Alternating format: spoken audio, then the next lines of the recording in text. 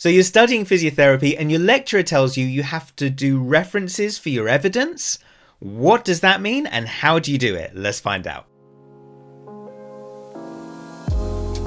Hey guys, Khalid here. Welcome back to Clinical Physio. So referencing is super important for your physiotherapy assignments. When you're writing these assignments, it's great to be able to use information and evidence from journal articles to support and back up the argument you're making in your essay. Now, we use referencing to demonstrate to the reader that that evidence came from a real source. We didn't just make it up. Now, when I was studying, we used the Harvard referencing system and it's still widely used today. And I've put a link in the description below for the page I'm about to show you from the University of Sheffield. This is a really great page because it gives you information on how to reference all different kinds of literature. So definitely keep this one handy. So later in this video, we'll do the easy bit about what you actually write in the middle of your article. But for now, let's talk about your references list. So once you've written your assignment, we need to include at the end of the assignment a references list. And that is where we write the full citations of the pieces of evidence that we've used in our main essay. So as per the University of Sheffield's link below, when you're writing a reference, we first start by writing the author's name and their initials, the year that that research was released, the title of the research, the journal article it was published in, the volume and issue number of that journal article, as well as the pages that the information was read in that journal article. So let me take you through a few examples. Let me share my screen. And we're looking here at a particular research called Current Concepts in Muscle Stretching for Exercise and Rehabilitation by Phil Page.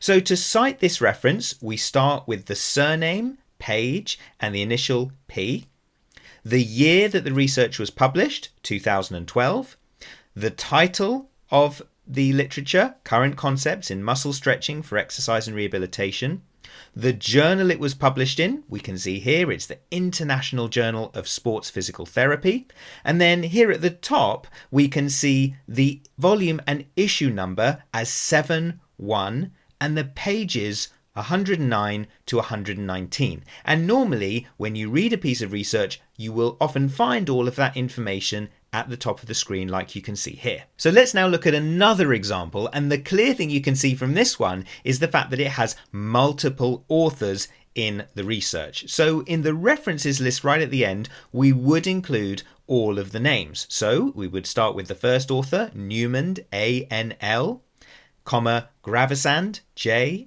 comma, Rotella, S, and so on and so forth. We then can see the year that it was published was 2018. The title of the research was Physiotherapy in the Neurotrauma Intensive Care Unit, a Scoping Review. The title of the journal that it was published in is Journal of Critical Care. Now we clearly have a volume number, 48, and then pages 390 to 406. Now those are some examples where all the information is clearly located at the top, but in some articles it may not be. So let's check out this piece of evidence from Gosselink and his research group. So we can clearly see here with this PDF, we have the author's names, Gosselink and his crew.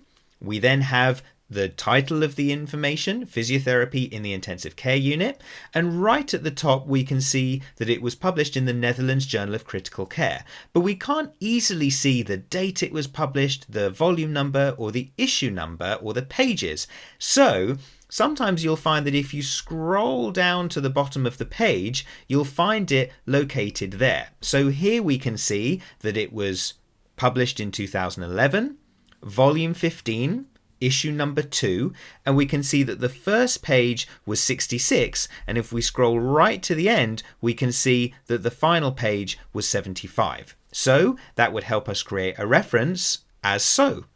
So that's how we might create our reference list at the end of our assignment. But what do we actually write in the middle when we're using that information to write our actual essay? So here we're back with the page piece of evidence from 2012. And the idea here is that when we're writing in the middle of our assignment, we need to reference the author's surname and the date of the piece of research. What that allows our reader to then do is scroll down to the reference list where they can see what was the article that Page did in 2012. There it is. I can then check that up if I need to.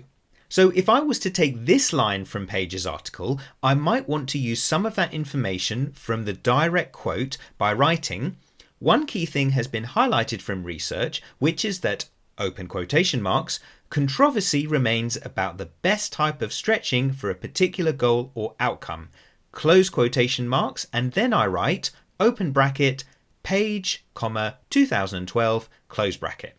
This clearly shows the reader that I am using a direct quote from this passage and that I have identified the author and the date of that work. But I may want to write with more emphasis that it was the work of Page which established this information, in which case I could write, the research of Page, open brackets, 2012, close brackets, established that, and then I can include my line from the research, quotation mark, controversy remains about the best type of stretching for a particular goal or outcome, close quotation marks. In both examples, I have clearly highlighted the information used from the research and clearly stated the source where it came from. And in both examples, my reader can then clearly locate the information in the references list if they wanted to check out the full article. Now, remember that research that we looked at from Newman and all of her colleagues in 2018? Well, Harvard referencing thankfully states that in the middle of the text, you don't need to write all the authors down. Instead, if there are 4 or more authors in one particular article, we simply have to state the name of the first author, et al., and then the date that it was published. So instead of Page 2012, we thankfully can only write Newman et al. 2018. Wow. That does make a big difference to the word count. So guys, I really hope this has helped you with your referencing. If you've enjoyed this video, please smash that like button and support us by subscribing to the channel. Remember, you can check out our Instagram as well at Clinical Physio and the website clinicalphysio.com. Thank you so much for watching. See you really soon here on Clinical Physio.